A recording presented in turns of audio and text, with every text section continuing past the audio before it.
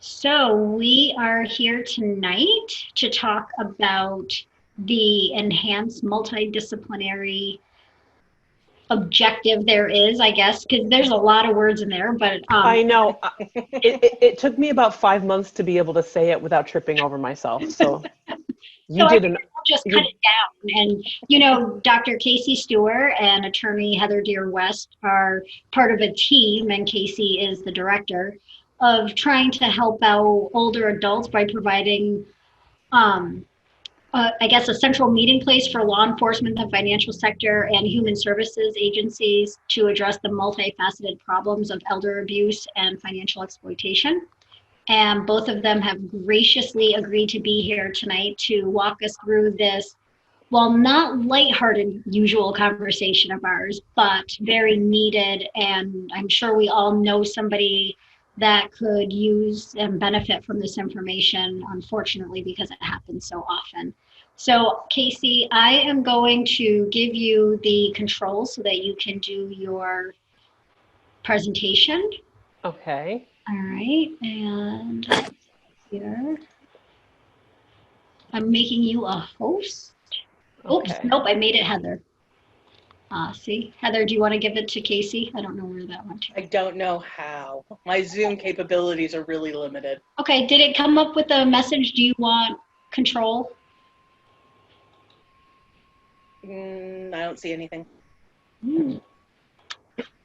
Well, that's fun. Well, I mean, if it's not too much trouble, I noticed that I think you had the PowerPoint up. Did you have it up or was that me? You had it up. I don't have it. Oh, okay. No. All right. No. All right, hold on. So, Heather, is it not asking you if you want to be host? Nope, I don't have anything. I can see that it's recording. I can't see that. Yeah. And of course, it won't let me. Adam, any ideas here? Host disabled participant screen sharing. So at the bottom of your black window there, Heather, there should be a share screen button. Yes. Click on that. Okay. What does it ask? I've got screen, whiteboard, iPhone, iPad, host attendee, Zoom, share computer zone. So maybe share computer. Actually, I think you can go under down at the bottom instead of the share screen button if you hit the participants. I don't have that. I do have a share button. Okay. Do the share button and let's try to give that to Kasey. This is always fun. I'm screen sharing. So, do you have the presentation on your screen? No. She doesn't know because it's my presentation. Okay. All right. We will figure this out. Hold on one second. I apologize. No, and you know what? Worst case scenario, I can just chat because I've got it right here. We don't. Okay. I mean, I can, and then if anyone wants it, you could just email it to them afterwards if that's fine. All right, let's do that, and maybe I'll play around some more while you're doing that. All right, let me. Uh-oh, what did I do? So you just need to press end share on your end, Heather. I may disappear. If I do, I'll come right back. Okay. Yay, I didn't disappear. Okay. Perfect. Okay, so we've done our intros. I'm Kasey Stewart, and can you all see me? Because now I'm just looking at my presentation and talking into the air. You can see me, right? Yep. Okay, perfect. Oh, yeah. So I'm Kasey Stewart, and I work for Catholic Charities, and I run a program called the Elder Abuse Enhanced Multidisciplinary Team Initiative. It's a lot of words, so we just call it the EMDT, the Elder Abuse EMDT. And I am the coordinator for 6 counties: Clinton, Essex, Franklin, St. Lawrence, Jefferson, and Lewis. I'm joined by the fabulous Heather Deer West, Esquire of the Rural Law Center of New York, Inc. Thank you. And she has graciously allowed me to kind of talk a bit, and then she's going to interject, and then she's going to talk more after I'm finished. So just to give you a little bit of background with the EMDT, it was originally a pilot program started by the New York State Office for the Aging, and the pilot happened originally in 2012, and they had two major pilot areas. They did the Finger Lakes region and they did Manhattan, and the project goal was to pilot an intervention that prevents and addresses financial exploitation and elder abuse. After doing the pilot program, they saw lots of benefits in recouping financial materials and in prosecuting alleged perpetrators and protecting victims. So in 2016, the New York State Legislature sustained and expanded this elder abuse preventions initiative by giving them more money and giving them one more year. Well, so in 2017, with the Department of Justice, the Office of Victim Services partnered with New York State Office for the Aging to even further expand the funding for this elder abuse interventions initiative in New York State. In the last 3 years, we have expanded into all of the 44 upstate New York counties and all of the downstate counties as well. You'll have to forgive me, I don't have the exact numbers of counties, but as of the end of September of 2020, all of the counties in New York State will either have their own elder abuse EMDT, or they will have access to a coordinator who can offer the assistance available through that program. And in October 2020, we're hoping for, despite the COVID financial crisis and everything else that's going on, that this program will be further expanded. We just may not be able to expand as much as we had hoped due to some possible state financial shortfalls. So what exactly is an enhanced multidisciplinary team?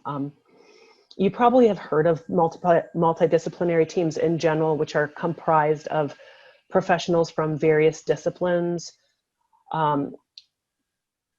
So with this financial exploitation team, our primary focus is to investigate, intervene, and prevent financial exploitation of older adults. So in this particular MDT, what makes it enhanced is that through grant funding from New York State and the Office of Victim Services, we can give the victims access to a forensic accountant, a geriatric medical professional, either a geriatric psychiatrist, psychologist, or geriatrician, and also we can give them access to community legal services. The membership that we have in the EMDT, aside from those three professionals, would be myself, an EMDT coordinator, and then core team members from Adult Protective Services, Office for the Aging, law enforcement, and the district attorney's office in whichever county that team happens to be operating in. Auxiliary team members for an EMDT will come from the banking and financial sector,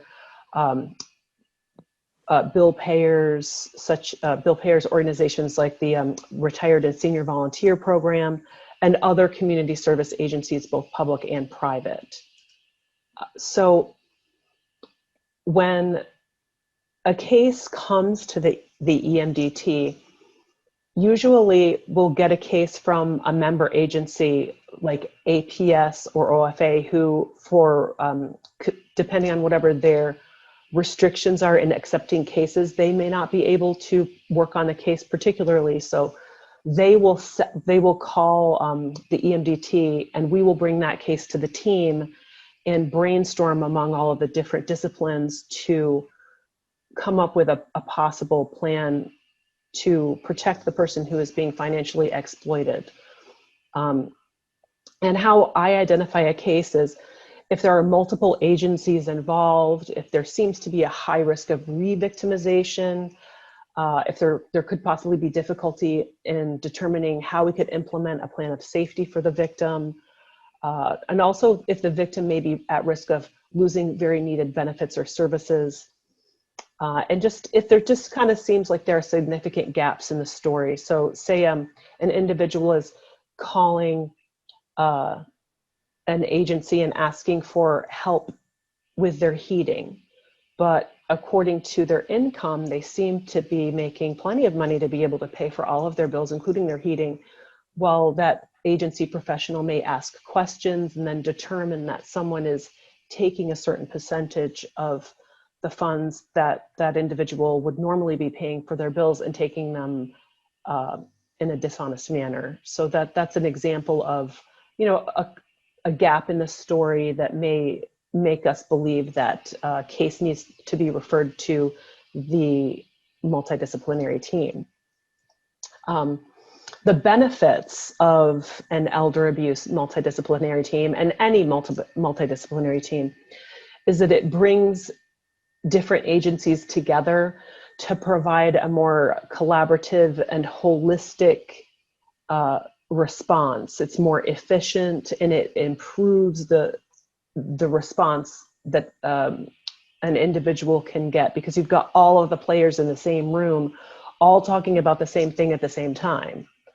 And another benefit of the EMDT is that we can provide relief to the victim as soon as possible, stopping the abuse, preventing further inappropriate use of funds, and therefore restoring more of a sense of safety and security to that individual. Another one of the many benefits of having this type of an EMDT is it provides opportunities for human service agencies, law enforcement, and medical professionals to come together and gain insight and cross-training from each other regarding complex forms of elder abuse and financial exploitation. And these agencies get to see what the other agencies do. They get to see what they can do, what they can't do. I know in the last year that I've been running these teams, it's been really eye-opening to see what exactly can a law enforcement agency do? What exactly can a civil attorney do? What exactly can APS do, or Adult Protective Services? Because what I may have thought and what other team members may have thought that these agencies could do may not exactly be in their purview. So that's been really, really helpful, because it helps everybody understand each other, all of these players, and not thinking, oh, well, if only law enforcement would do this, and or, well, if only the banks would do that, and if only, APS would get their act together. It really helps improve all of the relationships in a community within all of these different various agencies.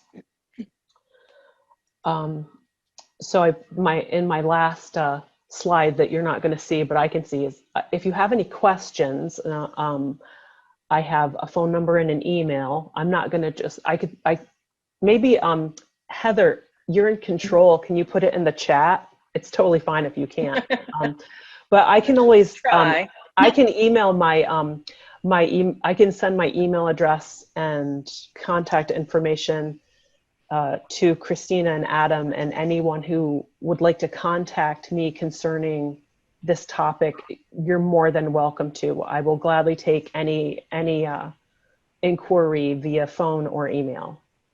So the chat function is required to be disabled, so we don't have that. Okay, no worries.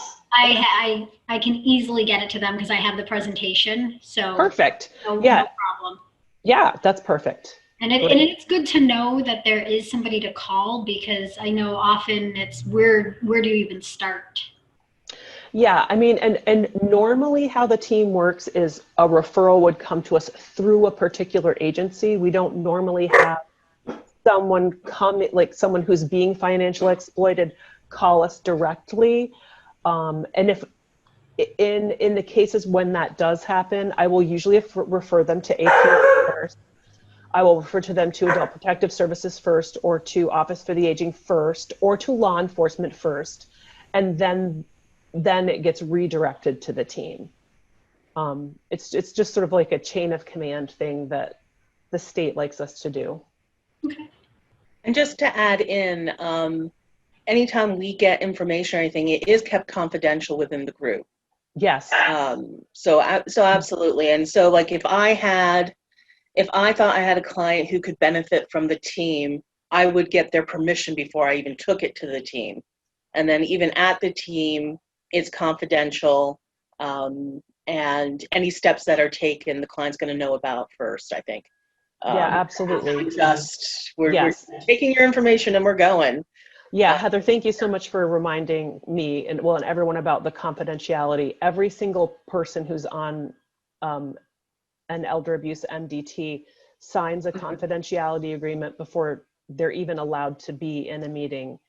Even if they're coming to present and there isn't going to be anything possibly discussed, you have to have a confidentiality agreement. And the one that we have has been vetted by attorneys from that New York State Office for the Aging.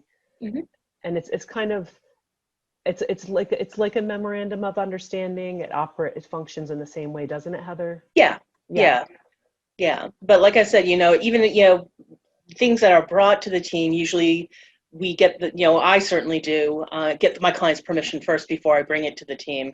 I explain to them what the team does, how the team could possibly help. Because while I may be able to present or discuss the legal sides, I'm not an accountant. I have no idea what's happened in terms of their accounts, what we should be looking for, but we have one on the team. If there's a question of capacity, if somebody's coming to me and saying, my father signed this form, but I don't think he has capacity, then, we're getting some help with who did we, was it a psychiatrist or? Yep. So we have a geriatric psychologist from the SUNY Center for Neurobehavioral Health. His name is Dr. Richard Durant, and Lifespan of Greater Rochester, who is my grant sponsor. They're working out a contract with him as we speak, so that he will be able to sit in on the team at least every quarter. And then if need be, we can have him evaluate any of the alleged victims if they choose to be evaluated, or if their families would like to have them evaluated and they agree to that. Because I think part of when you look at abuse, part of the problem is, does the victim... Oh, Heather, I think we lost you a little bit, Heather. You kind of faded out a bit. Oh. Can you hear me now? Oh, there you right. It's a little better, yeah. You just got really soft for a second. How's that? No. More technology. I love this.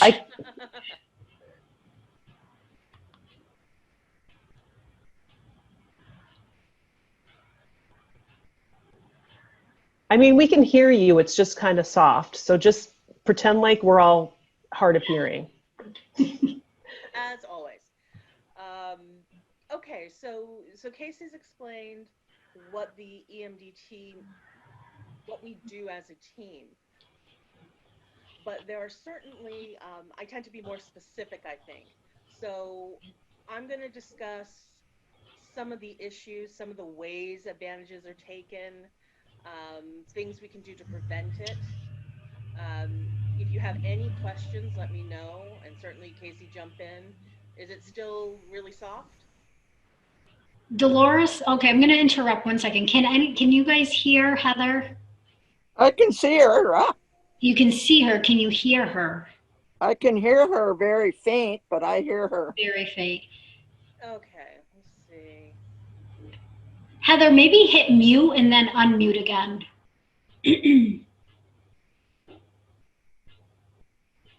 Now I can't hear her. No. It's almost like your computer sound just went.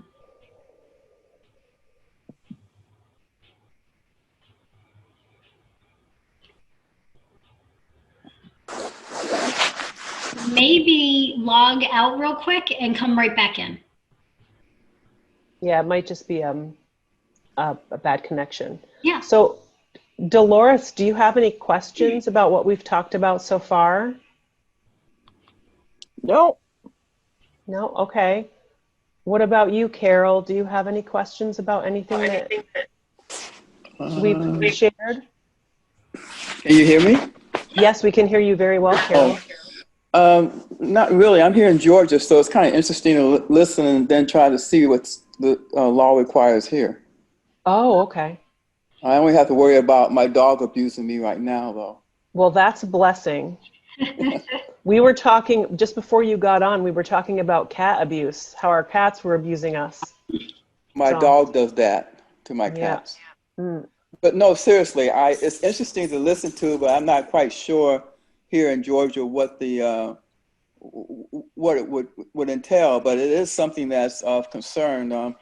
I went to a seminar a couple of years ago that was dealing with finances and stuff, and one thing they talked about was elderly abuse, and it is a problem with, unfortunately, with family members too. Carol, could you tell me what county you're in Georgia? And if you want, I can look it up and see if you have an EMDT in your county and Cobb. send it. Cobb? Is that Yeah, COBB? Correct, yes. Okay, great. I'll do that. So Heather, do you think you want to jump in and see what you're, oh no, now you're not, now we can't hear you at all. All right, I'm gonna Oh, end and oh wait, no, now we can hear you. Okay, weird. Yeah. I threatened to end and now we're here. Okay. And now you're like really, it's like you're really here. Jeez. So Carol, the things that I'm going to talk about are kind of general. So even if you're in Georgia, even if you're in California, these sort of things I think are pretty typical. So one of the things, and I've kind of lost my place thanks to my fading in and out. Just start from the beginning. So like Kasey said, we are members of a team, and as a team we look at cases, but for me, part of what I like to do is hopefully prevention. And part of that prevention is knowing what your options are, maybe how to tailor them to suit your needs.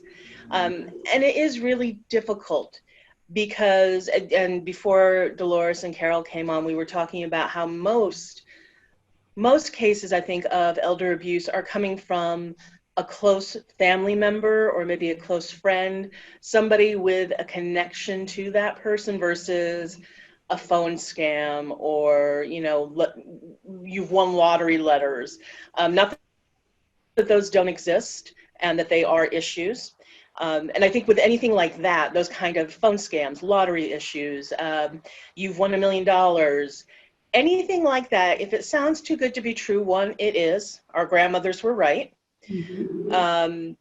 If you have any questions, call somebody like me, or maybe call the Attorney General's office. They have a section that deals with scams. Call the local DA's office, call the Office of the Aging, but just double check. Some things are kind of obvious. I've seen some letters where the spelling's wrong and they've got these ridiculous flourishes. Some of those things are obvious, but a lot of these folks are really good at what they do. And they make it so that you think, my God, I actually have won $1 million. Yay for me. Likely no, but double check those. The ones that I tend to be more concerned about are the family or the close friend people. And there are a couple of ways that abuse can take place. And the biggest one, I think, is going to be a power of attorney. So generally, and I say this all the time, I'm going to say 95% of the time, a power of attorney does exactly what it's supposed to. The people who have it do not abuse it. And it serves a really good purpose in that the person who gives the power of attorney has provided a way to make sure that they're taken care of when maybe they can't take care of themselves any longer, where they've lost capacity or something terrible has happened. But there are those occasions where you've given a power of attorney to, let's say, your son. And as much as you love him, maybe he's not the best person. He may have a thought process of, well, you know what? eventually I'm going to inherit everything anyway. So what does it matter if I take money now versus getting it later? I could use it now. You know, mom's not going to need it. When you do a power of attorney, I think, and with any kind of advanced planning documents, whether it be a trust, a power of attorney, joint accounts, you have to be brutally honest with yourself. And this is the hardest part, I think. You have to look at who you're choosing, why are you choosing them, and are they actually the best person to choose? So when I say, why are you choosing that person? For some folks, they automatically choose the eldest child, right? Because they're the eldest. That may not necessarily be the best thing, and that's okay. You don't have to choose family members. If you have siblings, if you have close friends. Oh, Carol, are you? Somebody have a question? Nope. Okay. So when you look at who are you choosing, that is where the first step in prevention takes place. Who is, again, the best person? Doesn't have to be a family member, and it may not be a family member. Do you choose two agents at the same time so that somebody has to act in agreement with another person? That's kind of a way to even out the odds. You know, if you require them to act together, then one person can't do something without the other. And again, you have to look at your situation. Maybe there are reasons not to have them act together. Maybe one lives in California and one lives here. So, you know, realistically, again, do you need two people? Should you, is there benefit to having two people? I also say always have an alternate in case the first person comes up. And again, when you're choosing these folks, you got to look at who you're choosing. When you do a power of attorney, what powers are you going to give them? So for most of the time, we elect all of the named powers in a power of attorney because we want to be safe and make sure that we covered everything. You know, applying for benefits, having access to your bank account, selling property if need be, any of those sorts of things, filing taxes. But if all you really need is a bank account, somebody to have access to your bank account, then just sign that part of it. You don't have to sign anything. You don't have to sign all of them. So take a careful look at what you want done. Again, for the most part, we do want everything kind of ticked off the box because we want to make sure we're covered. But again, it's to your own personal benefit.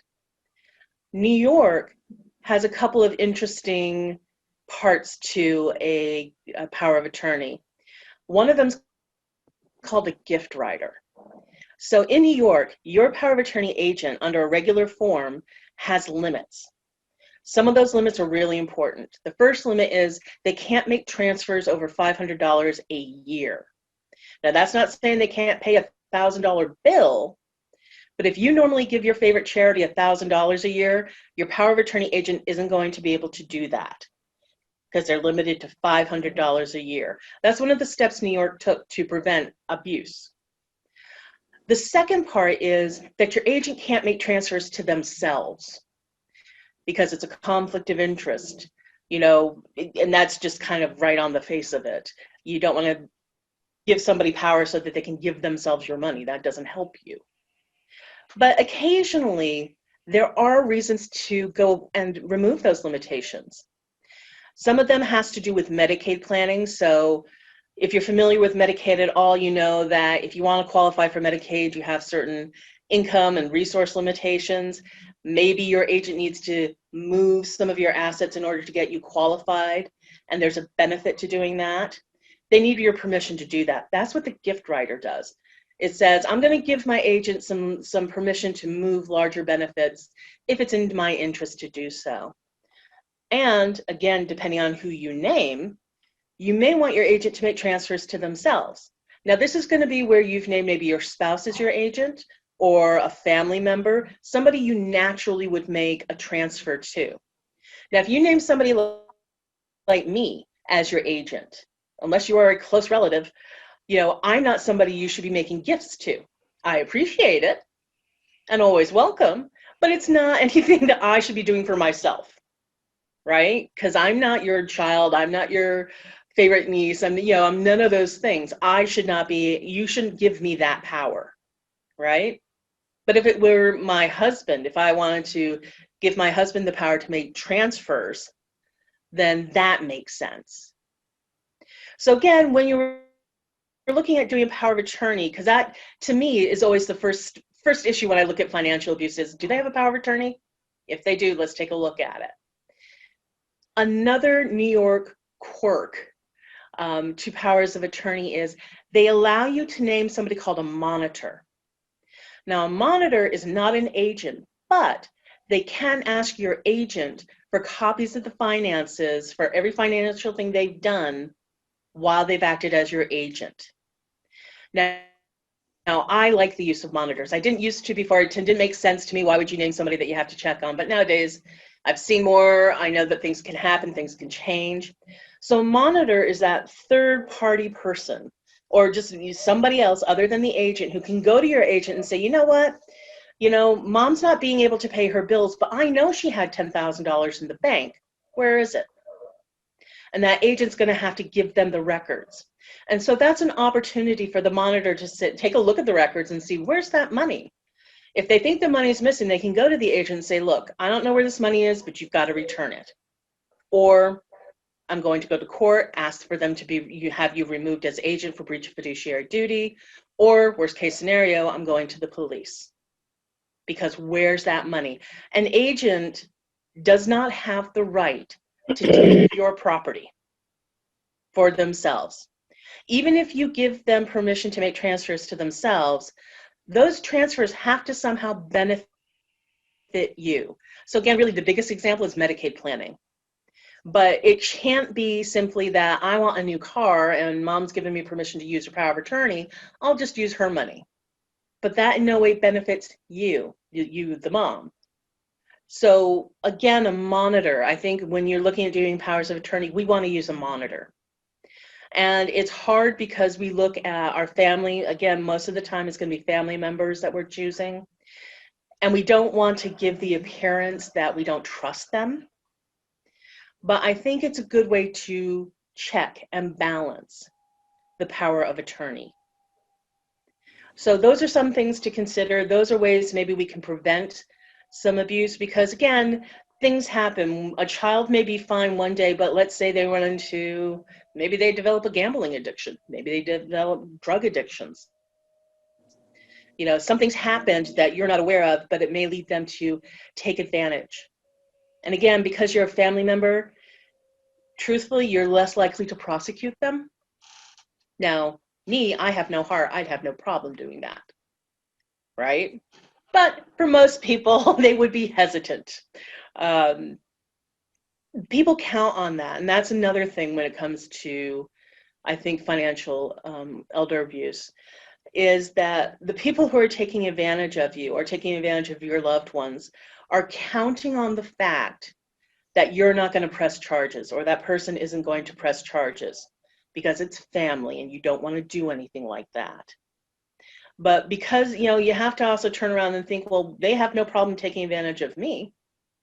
So you have to be willing, if not to press charges, but you need to be willing to remove that person, do whatever actions necessary to get your money back, including maybe coming to the EMDT, a team like Kasey and I have, and try and get help that way. Another part of the power of attorney, the final one, is you can remove any agent you want at any time.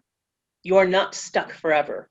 The agent does not have the right to tell you what to do with your stuff as long as you have capacity. You are always in charge. It is always your property. Because occasionally we'll get things like, I'll hear somebody say, well, my son said he's going to put me in a nursing home if I don't give him a power of attorney. Or they're threatening, they're in ways threatening the person. Whenever you do those sorts of things, whenever you want to do power of attorney or a healthcare proxy or a will or whatever, try and get the attorney aside and tell the attorney that. Because if there's somebody like me, if Dolores, you were to tell me that your son's threatening you unless you do X, Y, and Z, I'm going to take you inside and tell you, we're not going to do X, Y, and Z. We may do A, B, and C, but you and I are going to come up with our own plan. And your son's not going to take advantage of you like that. Tell somebody. You have to tell somebody. So another way, so that's really basically, that to me, that's always the biggie, the power of attorney. But there are other things too. There are joint accounts. People have to recognize that when you have a joint account, each person has equal access to the account. Even if it's all your money, if you put your kid's name on that account, they have access to that account. So again, be brutally honest with yourself. If it is simply a way to make sure that your son or daughter can pay your bills if you get sick, a power of attorney with maybe just the bank limitation may be the way to go versus putting them on the account, right? Because again, at least with the power of attorney, they are bound by fiduciary duties. And that adds a little oomph to their behavior. Whereas a joint account, you know, they can take it all, and the banks won't be able to do much, if anything at all, unfortunately. So again, when we look at joint accounts, we want to be careful. Do you really want a joint account, or you really just want them to have access to pay your bills, right? So think about that. Another way maybe of preventing things, or preventing some abuse, is creating a trust and naming third parties as the trustees. Now, this really depends, I think, on what kind of assets you have. You know, what are you looking to prevent? What are your other options? But a trust is a way that where you put your assets into another vehicle, and you can be a trustee, or you can name a third party as trustee, like a bank. Now, a bank is a neutral party.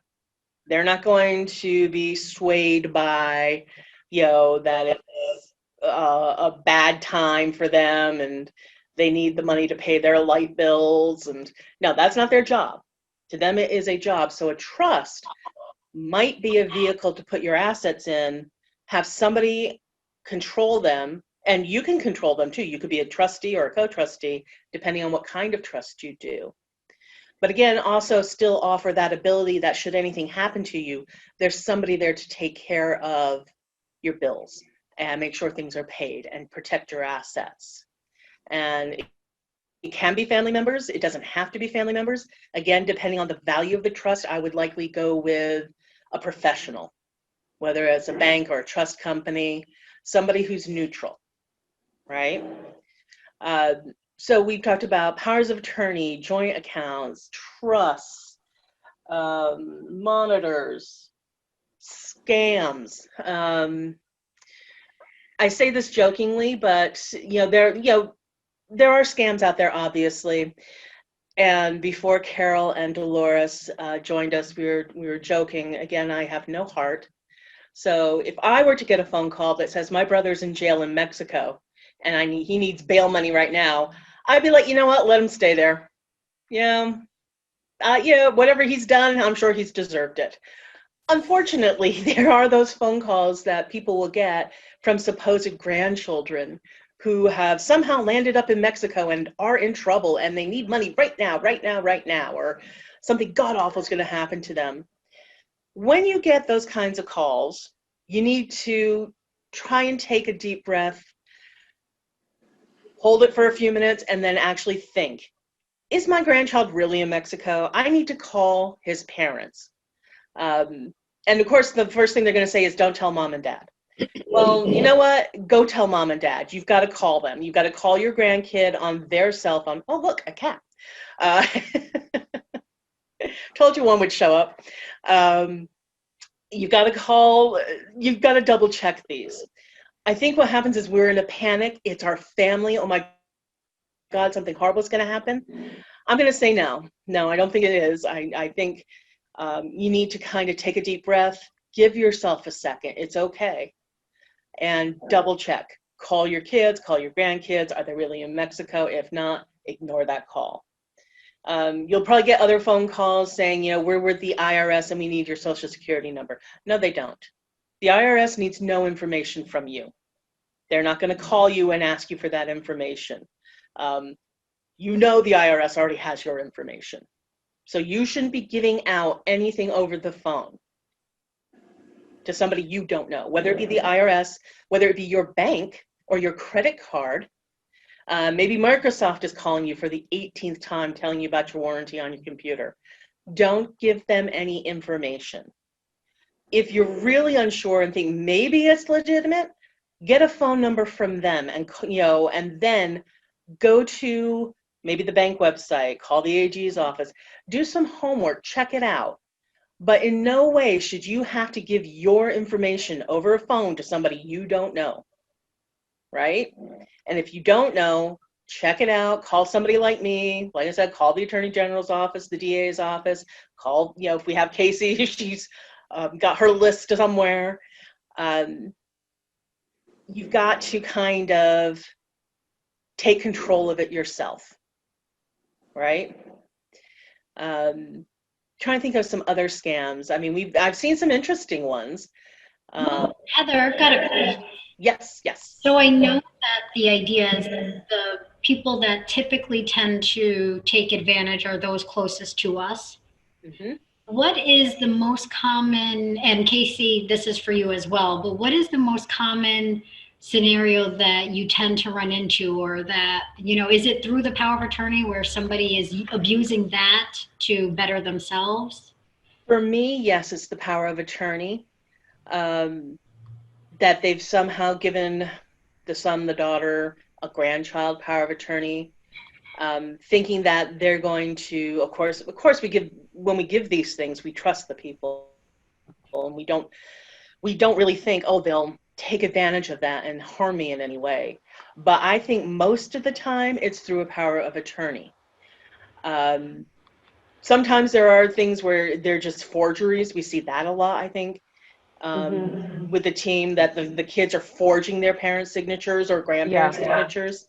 And that's harder, but that's, I think easier. Well, I say easier for the police, but I think it's the power of attorney.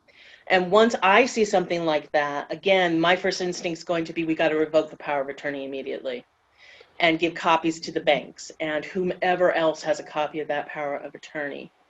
Well, and that leads to a follow-up question, because you can revoke the power of attorney, but if the POA kept a copy and they go somewhere else with that, The New York law now is that the POA has to receive a copy of the revocation. The agent receives a copy of the revocation. And again, hopefully everybody who has a copy of the POA, and send them a copy as well. Mm-hmm. If they were to go out and act beyond, after they receive the revocation, if they still continue to act, then again, that's a crime. Mm-hmm. It's forgery. It's breach of fiduciary duty. It's fraud. So again, there are penalties in there. Unfortunately, again, it's family members, so prosecution's really hard. Mm-hmm. I'd just like to add very quickly, Yes. On my end, especially in the last 4 or 5 months since COVID, what's coming across my desk the most is the joint account. You'll have a son or a daughter who is on their parents' account as a safety measure, and then the parent goes into an assisted living facility and then finds that they can't pay their bills because the person who has a joint, is the joint account holder, has taken all of the money out and continues to take the money out. And if the problem with that is, even if that the perpetrator isn't putting any money into that account, it doesn't matter. They can legally have access to your money, and there's nothing that anyone can do. There's nothing. If their name is on that account, then they can have access to it. So, it's I can't say enough that the POA is a much safer way to go than to just do the joint account, because even the most honest child can have a really bad time. I mean, they can lose their job and then start to rationalize, oh, well, I'm just going to take a little to pay off this bill, and and that kind of thing can snowball, and people can fall upon hard times and make choices that maybe they never thought they would make, and maybe you never thought they would make. So sometimes it's easy just not to have that temptation. And I would add to that, I mean, it's kind of a plug for a good financial planner, but if we come across those phone calls or emails, our first thing is to check into it. And so, our goal is to try to protect our clients from that type of scenario. So we would, pick up the phone and say, hey, Dolores, did you know that, are you good with that $10,000 distribution that, so-and-so called to have us process today? Just as a double check, if we know that, if it doesn't seem like something normal, like it's not going to their assisted care facility or to pay their taxes or something like that, we do a lot of, okay, is there a red flag here, and then check into it, and it's usually just a quick phone call. So, Yeah. and I think that hopefully a lot of advisors are out there getting a lot of the training in order to watch for that type of stuff, because that's our goal, is to be on constant awareness. Yep. Of Well, I'm sorry. That's why I'm glad Kasey agreed to join me today, because I don't think people are aware that there's this resource, that's out there, that not only for our residents, but for professionals, that, if you come across something unusual and you think, you know what, maybe this isn't something I typically do, but maybe Kasey can help out. We've got that EMDT thing going on, and it's a good resource, and I'm glad that I've been able to be on it. It's strange, because like when I say, we talk about powers of attorney and abuse and stuff, and you only hear the bad things. Honestly, I think most of the time people are going to be very vigilant. They are going to use the power of attorney, as it should be intended to. But we do run into those cases, and unfortunately, by the time we see the after effects, the money's gone. And it's really hard to get that money back. And it's almost impossible if it's a family member, because again, the principal is going to be hesitant about prosecuting or trying to set something up, because it's just going to blow up the family dynamic, and they don't want that. So yeah, it's hard. It's really difficult. I mean, we do try. We do have forensic accounting. We do have the police involved occasionally, but it's sad to see that somebody who's worked hard all their lives, and somebody just wipes it out in a month. To clarify something that you said, Heather. Mm-hmm. So we could go to you, to the multidisciplinary team, as a professional with something that maybe we want to explore a little bit more without. Hand that over to Kasey. Yep. Okay. Yeah, absolutely, Christina. And I could even email you one of I call it it's the Fillable referral form, and it just has kind of bare bones information. I actually have one here. It's not blank though. So with a referral date, referral source, their phone number and email, and victim information and date of birth and things like that. And then a summary of the alleged abuse or the situation. And what you would do is you could fill that out, or you could just call me and I could fill it out while you were talking to me. And I would decide whether or not it was a case for the team, or whether or not I should refer it to another agency. We're required. We have through LPL or broker dealers. There's a process in place already, but it's just okay, great. To know that that you are available for other professionals. Right, exactly. Contact for that type of scenario. Yeah. That's why I'm glad Kasey was able to join us, because I think hopefully it's not something you guys need, but people, and again, a lot of this is word of mouth, and getting ourselves out there. Yeah. And we didn't know about it until you said it, Heather. Yeah. And it's this wonderful resource. And it's really good. Oh, I was just saying, for me, it's really good because there's a lot of brainstorming also. So, yeah. Whereas maybe a case doesn't get referred directly to, say, the Rural Law Center, I'm there able to say, well, this is what the power of attorney should look like, or I'll look at the document and say, this isn't right, or so I'm there to be able to give my advice. And again, maybe it's not turned over to us, but at least say, the police officer that's been looking at it, or the adult protective service person who's looking at it, then understands, oh wait, this isn't a valid power of attorney, or this is only limited to doing certain things. So it helps them get a picture as well. This is county specific, right? Yes. Hi, Heidi. Hi. Hi, I Heidi. tuned in late. No, that's great. Hi, I'm Kasey. I'm the coordinator for the elder abuse multidisciplinary team in Clinton County, but I also coordinate the Essex, Franklin, Jefferson, Lewis, and St. Lawrence counties. So I have teams in each one of those counties that are made up of law enforcement, adult protective services, Office for the Aging, New York State victims advocates, and other law enforcement, and find people from the different banks and financial institutions, and they all come together and brainstorm what can we do if there's a suspected case of financial exploitation in that county. Oh, that's great.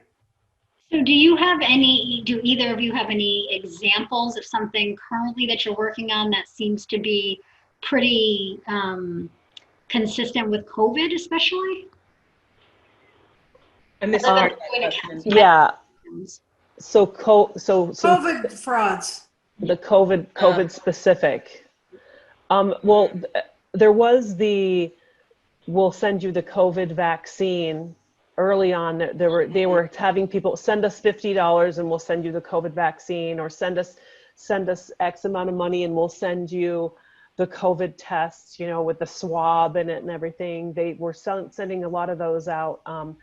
But just there's been an uptick in general in cases, at least cases as they're being brought to the team, due to more pressures being put on individuals through loss of job, or having to then move in with a parent because they've lost, the son or daughter, the adult son or daughter has lost their job, and then they're moving in with a parent with their kids, and they don't know how to access public services because they've never needed to before, and they're too proud. And so instead of trying to go to the Department of Social Services and find out what they can do, they decide that they're just gonna live off their parent. I mean, there's several things like that happening. Several things of the COVID, when we got the COVID economic stimulus back in, I think it was April or May. A lot of, yeah, the $1,200. There was a lot of, like if there were people who lived in assisted facilities weren't allowed to take that money to pay back debt. Like that was just the residents' money. And so there were several instances of relatives saying, oh, well, am I allowed to take that money and then take my dad out to dinner? Or am I allowed to buy myself something that, there was a lot of that. But yeah, definitely. And that's the way scammers are, though. Anytime there's any kind of a new situation, they up their game. Like they are, like I want to say to, Carol and Dolores, and that if you ever got scammed, don't feel like you're stupid or that you should have known better, because this is these people's job. I mean, scammers, they do their job like they study just as hard to do what they do as we did to do what we do. And it's getting a lot of calls from Medicare or Medicaid. Right. I just hang up on them because I'm not sure, Dolores. Good for you. Whether it's or not. It's not legitimate. Medicare is not calling you. Medicaid certainly isn't calling you. No. They don't have the manpower. Yeah. My number one rule for Medicaid is they don't want to pay for you. So if you base that rule on any interaction with Medicaid, they're not calling you. They don't want you to have you active. So no, Medicaid's certainly not calling you. No. Government, the government will always reach out to you via the mail, like regular hardcore snail mail. They're not sending. The government is not emailing you. The government is not calling you. No, the IRS is not calling you. They're definitely not calling you. Yeah. So good for you, Dolores. Social Security is not calling either. Oh, right, exactly. Dolores, I can't remember if you were here or not when I was sharing that. I keep getting phone calls from the Social Security Administration telling me that my Social Security number has been canceled. It's invalidated now because of fraudulent activities using my Social Security number. I had that call too. Yep, and you just hang up on them, Dolores. But they're scary. And what we were also talking about before is when someone calls you with that kind of crazy information, you get that ball of fear in your stomach, and you get all that endorphins and the adrenaline pumping through. And sometimes we don't think clearly. But government agencies are never going to call you. Never. Nope. For me, I think I've seen an uptick in estate planning. This pandemic has certainly kind of put light on, I don't have a will, I don't have a power of attorney, I don't have a healthcare proxy. So I think I've definitely seen a rise in estate planning. And again, though, with estate planning, yes, you need it, and yes, we need to do it as soon as possible, but I don't want anybody making panic plans. Choosing just the one person. So, I still have conversations with my clients. I still go over all of the details of what can and can't be done. So, we've got a bit of a backlog right now, but, those things still have to be put in place. So we're always saying those are so critical, and you want to do it when you're not in a panic. Exactly. Or when you're not traveling. I always used to, when I worked at Stafford law offices, I'd always get the panicked phone calls. 2 weeks, I'm going to Ireland and I do my estate planning done. I've got $3 million to do something. It's like, what? In 2 weeks? But I used to get those calls all the time. It drove me crazy. Because it's like, you're 55 years old. You've had at least 40 years to make this plan. And never happened. Master procrastinators. I tell you. But for me, I'm seeing a lot of, like I said, the powers of attorney, healthcare proxies, wills, people kind of panicking in case they get sick. So just trying to manage that. So we are at the 1 hour mark. Does anybody have any last questions or anything that they'd like to ask either Kasey or Heather? Well, I don't have a question, but we talk about scams, and just here in the last week, I got an email saying that somebody tried to get a hold of my Amazon account. If you didn't do this, click on this button.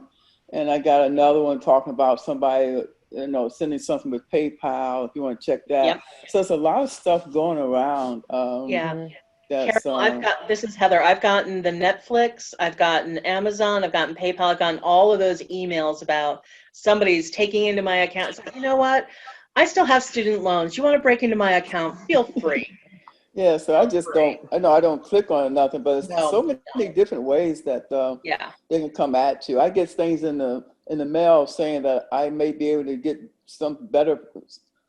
Some payment for my Medicare, something. Anyway, I just throw that stuff in the trash. Do you mark them as junk mail so that they can't get through again, Carol? I mean, it doesn't work all the time, but eventually it catches up where it starts capturing those emails instead of just throwing it in the trash.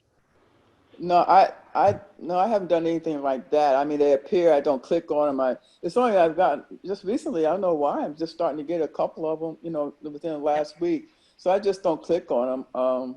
I get at least one a day. But I don't know anything about putting in junk mail. Excuse me? Yeah. Adam, You always have to check to make sure where they're coming from, because I mean, part of you, it says, you know, maybe this really is from my account or something, but usually there's some kind of typo in the Well, with the email address. PayPal, I just went into my account, Right. not Exactly. through them, but the usual way, and look to see. Yeah. And I Exactly. said, well, then if there is a problem, I will just keep on it. If I see it come up, like I have my American Express card attached to it, I just will contest the purchase Exactly. or whatever. Yeah. Go right to the Exactly. source. That's my phone has the apps for all of those things, so I'll go into the app just to see if everything is okay. Yeah, that's So what one of I my did with biggest- my Netflix and my Amazon account. I went into customer service and I got results from both of them saying, you know, it's a phishing scam, don't touch it, send it to us so we can keep track of it. But Yeah, you Yeah, don't so- want to click on them. Once you do, they could, Right, they yeah, could put a exactly. Trojan horse in your computer. Yeah, I don't click on the thing. But one of my biggest fears though is like when I get older, is that I will start falling for these things. I just, I gotta find somebody to kind of a net to catch me if I start getting into that kind of thing, Well, another thing you can do too, Carol, is if you find that you're getting, this is Kasey, if you find that you're getting a lot of junk mail, and you can change get a different email address and just email the people who you want to get a hold of you, like the people who need to get a hold of you, and then you can use that other email address sort of like as an automatic garbage account. So everything that goes into that will be, I've done that. Like my Hotmail account now I barely use it for anything except for just garbage. Like it's a garbage account. can you guys excuse me for 1 minute? Yes, Heather. Excuse me. Yeah, well, hopefully it doesn't come to that, but I did that way long time ago. I found out that I should be very careful with my email address, because I was getting all this trash because I went and asked a question about something. Sure. And I had to drop that email account and get another one. Yeah. So I learned that lesson, thank God, a while ago, but I hope I don't have to change it again. But it sounds really like you're doing, but it sounds like you're doing all the right things, Carol. Yeah, so we'll see. But Heidi, if you get a message from me saying, send me all my money, it's wrong. We'll call and verify. That's right. It's that little thing that people, kind of, it's a pain that we have to call, but it works every time. Well, yeah, because it will be the unusual thing. It'll be somebody who, normally sends $1,000 each year to, their grandson, and all of a sudden they're sending them $20,000. It's like, well, believe it or not, we have to inquire and verify on every payment. wow. Unless it's set up automatically to happen, we must talk to the person. It's just a standard thing in order to protect their. Right. Yeah, the hackers have gotten so sophisticated they can hijack an email and request money, and it looks legitimate. Yeah. So the only safeguard is to follow up with a phone call. Yep.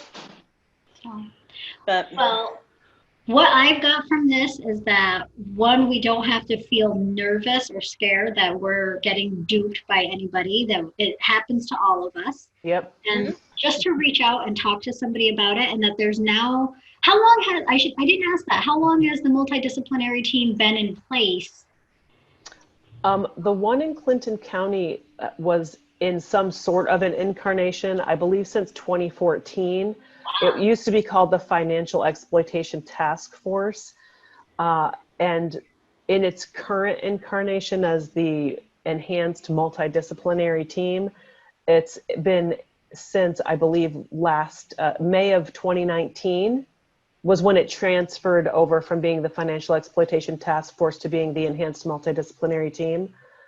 So it's been about a year and a half. So there's been somebody or an organization to be able to reach out to for help. For at least 6 years, yeah. All right, that's great to know. yeah, I think I joined, I came in maybe 6 months after I'd been to the Rural Law Center. So I've been there maybe about a year and a half as well.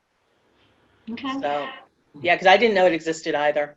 Certainly not with Stafford, when I was with Stafford. Yeah, it's amazing, the knowledge to spread to the people who have the contacts, I would think would be a good thing. I didn't know it existed. Yep. It's out there.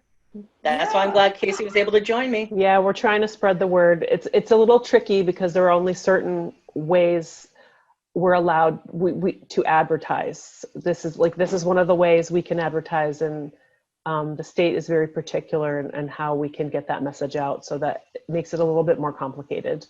Well, and I think that, so on a side note, Heather and I have done a couple of things for CVPH before, but I think that this is something that they could possibly get behind as well. And they have a pretty wide audience, but that would, of course, have to wait until we can go in person again. Yeah. Yeah, absolutely. Yeah, CVPH, occasionally, and Christine and I do these occasionally, Kasey, where they'll have a panel. We'll go up and chat, and somehow it's usually just you and me landing up chatting over everybody else. We like to talk. Yeah, but that's what people want. Yeah, we'll talk. We have no problem talking. But yeah, it's a good way. So yeah, there's the information, ladies. Thank you both for sharing information on such an important topic. I wish there were more people here to listen, but I was afraid that people would go, oh, that doesn't have anything to do with me, and I never have to worry about that. And unfortunately, we all have to worry about it. Well, it's all about spreading little kernels of information, little seeds, and they'll take root where they're supposed to, and people will find out. We will definitely keep your information on file, and we will give it out. Hopefully we don't have to, but unfortunately. Thank you, Christina. No, thank you both. And thank you. last minute,